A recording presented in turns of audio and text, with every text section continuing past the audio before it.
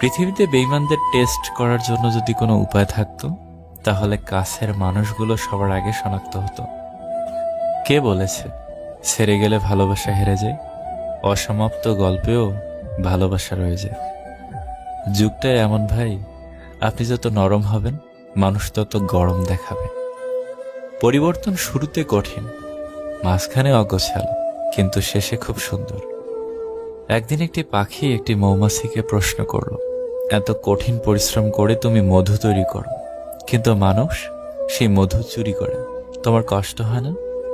মৌমাছির উত্তর, কষ্ট হয় না, কারণ মানুষ শুধু আমাদের মধুই চুরি করতে পারে, কিন্তু মধু তৈরির কৌশল নয়। তেমনি কেউ হয়তো আপনার কিছু নেবে, কিন্তু আপনার ক্রিয়েটিভিটি নয়।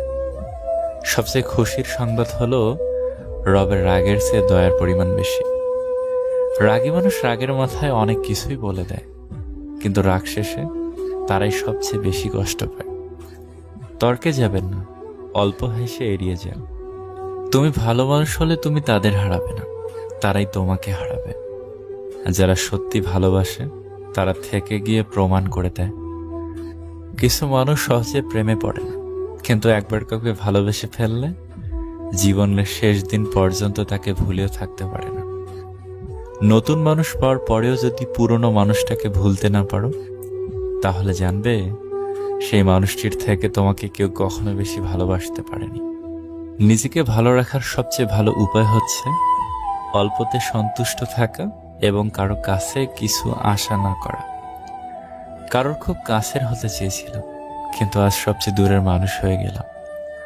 মানুষ তার ব্যবহারে আপন হয়, আবার তার ব্যবহারে মন থেকে উঠে যায়।